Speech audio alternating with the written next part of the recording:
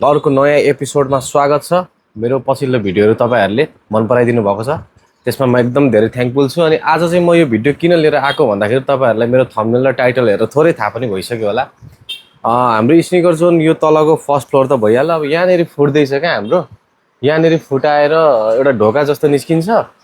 त्यस पछाडि चाहिँ तपाईँको माथि डाइरेक्ट सिडी भेट्छ यहाँदेखि चाहिँ। अनि त्यस पछाडि मेरो माथिल्लोतिर चाहिँ एउटा ठुलो हल स्पेस छ। अनि खासमा मैले चाहिँ त्यो स्पेसलाई पहिले नै युज गर्न खोजेको, तर अब सुरुमा एक वर्ष यहाँ ट्राई गरौँ कतिको चल्छ। अनि त्यस पछाडि राम्रो चल्यो भने माथि पनि एक्सटेन्सन गरेर अलिकति ठुलो बनाऊँ भन्ने प्लान गरेर चाहिँ मैले सोचेको थिएँ। सो फाइनल्ली अब त्यो गर्नुपर्ने बेला आइसकेको छ।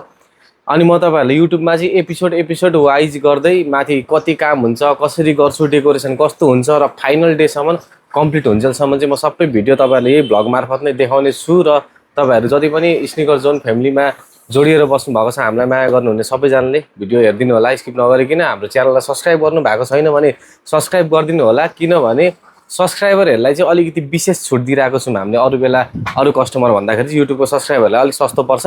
सो अब आज चाहिँ म रेन्डमली के गर्छु है, सबै कुराहरू देखाउँछु। आज जुत्ताको दाम भन्नु चाहिँ म जाँदिनँ यो भ्लगमा। आज जुत्ताको दाम भनिँदैन होला। मेरो यहाँ घडीमा ब्याट्री सकिएको रहेछ। सुरुमा म यहाँ ब्याट्री फेर्छु। घडी पनि कस्तो युनिक खालको छ गाइज है, भित्र पाठ पूजा सब हल्लिन्छ। अहिले त हल्लेको छैन ब्याट्री सकेर। अब ट्याक्क ब्याट्री फेर्नुपर्छ, त्यसपछि यो खालको ब्याट्री लाग्छ क्या। यो ब्याट्री फेरे पछाडि मात्रै चल्छ। तिनवटा पो लाग्नु रहेछ, मैले त दुईवटा मात्रै लिएर आइछु। चल्छ चल्दैन? चलेन गाइज, चलेन। एभ्री डे भन्ने ब्याट्री लाग्छ क्या यसमा।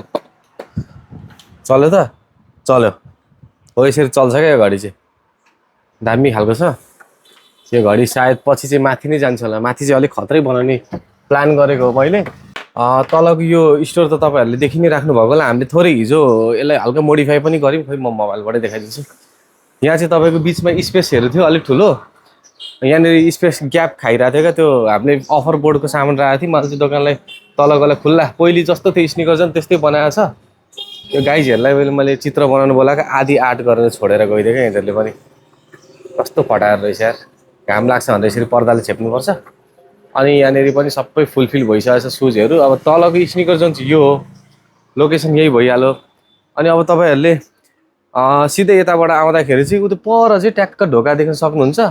अनि त्यो ढोकादेखि सिधै जाने बित्तिकै कहाँ पुगिन्छ भनेर म तपाईँहरूलाई अब देखाउँछु। पक्नु है त, कहाँ पुगिन्छ भनेर थोरै प्यासेज छ यहाँ चाहिँ तपाईँको कन्जस्टेड छ है ठाउँ। यहाँ जाने चाहिँ यो चाहिँ तपाईँको पछाडिपट्टिको भागबाट जाने हो कि, तर मेरो चाहिँ भित्रैबाट फुट्छ क्या, यता केही टच नै हुँदैन।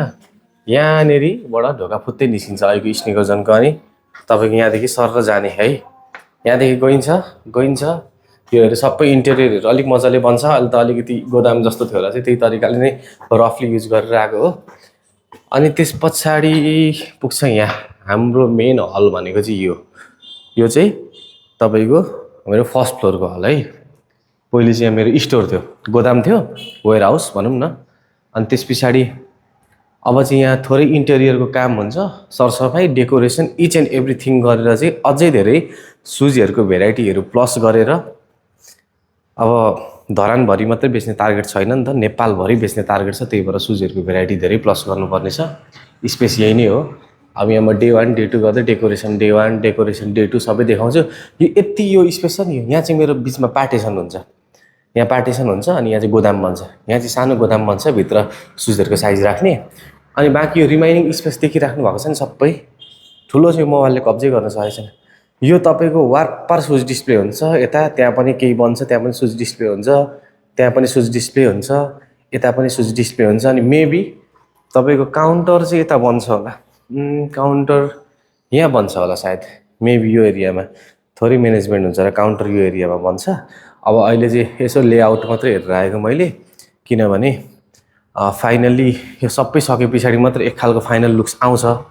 आज भनेको यो सामानहरू पन्छाउनु पर्ने, यताउता गर्नुपर्ने, सरसफाइ गर्नुपर्ने काम छ। अनि मैले केही समयको लागि मेरो स्टोर चाहिँ पर अर्को ठाउँमा सारेको थिएँ। अब त्यो त्यहाँको सामानहरू सबै यहाँ ल्याएर चाहिँ वेल म्यानेज गरेर राख्नुपर्ने छ। आज खाना पनि खाएको छैन हेर्नु न गाइज, बिहानदेखि यताउता बिजी कुदै भयो। यो एचडिएमआई केबल मलाई तल चाहिएको थियो यार, यो पहिले पोडकास्ट चलाउँदाखेरिको माइक्रोफोन माइक स्ट्यान्डहरू के छ यहाँ घैला पनि छ पानी खाने।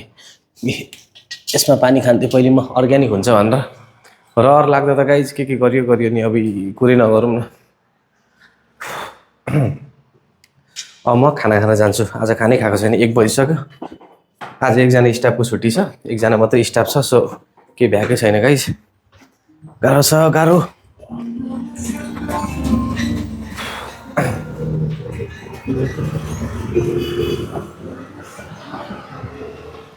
अनि ट्याक्क भनेपछि यही स्टेजमा आइहाल्यो, उता फुटे पछाडि अलिकै भरे भएको ठाउँ निस्किहाल्छ। सो कुराकानी त्यही हो। एचडिएमआई केवल मैले फेर्नु पर्ने छ क्या, स्क्रिन मेरो बेला बेला झिप निप्छ। यहाँ मैले ल्यापटपबाट मोनिटरिङ गरेर यता सिस्टम चलाउँछु क्या दोकानको, यो स्टक मेन्टेनेन्सको स्टकहरू सबै हेर्नुपर्छ नि त, सेल्स स्टक सबै इन्ट्री गर्ने, अनि यसरी चलाउनु पर्छ।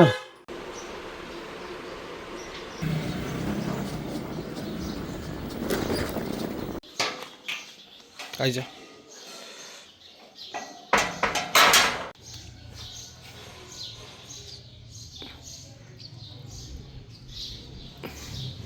अब नौसो अब 1 लट। आमा गर्मीले यहाँ आइपुग्दा कस्तो गर्मी, धरानमा पनि यति साह्रो गर्मी हुन्छ गाइस।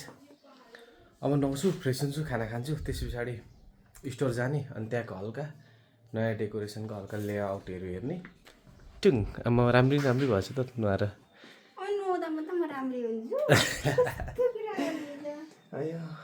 ल गाइस एकैचोटि खाना खाएर भेटौँ है त। दोकान आइपुग्यो फाइनल्ली। कस्तो आँखा खोलिरहेको छ नि मेरो। अब यो सफा गर्नुपर्ने चाहिँ सबै 1 लट, सबै फोरै पर्छ, 0 देखि सफा गर्नुपर्छ यसलाई 1 लट।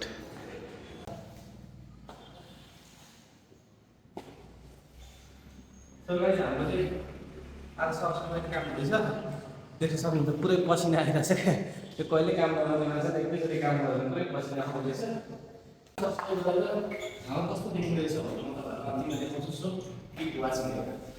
बल्ल बल्ल काम सकेर हामी रेस्टमा छौँ अहिले। अब खाजा खाने, खाजा खाइसकेर चाहिँ हामीले पर स्टोरको सामान चाहिँ फेरि यता सार्नुपर्ने छ क्या माथिल्लोपट्टि, अनि त्यो सारिसके पछाडि मात्रै आजको काम कम्प्लिट हुन्छ। हाम्रो डे 1 चाहिँ त्यसरी नै सकिन्छ है। यो कुलरको हावा खाएर बसिरहेको छु, ओभर गर्मी हुन थालेछ धरानमा आजकल।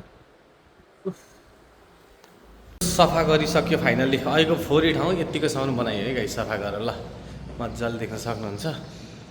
अब मात्र यहाँ थोरै कलरहरू सबै लाइन्छ अनि मात्रै दिमाग चल्छ। यहाँ हाम्रो डिजाइनर यता हुनुहुन्छ, म सब थाहा छ, एकचोटि घर बनाइसकेको मान्छे हो कि टक्कै। इन्टेरियर चाहिँ उसकै सल्लाहमा गर्ने भन्ने कुरा हो।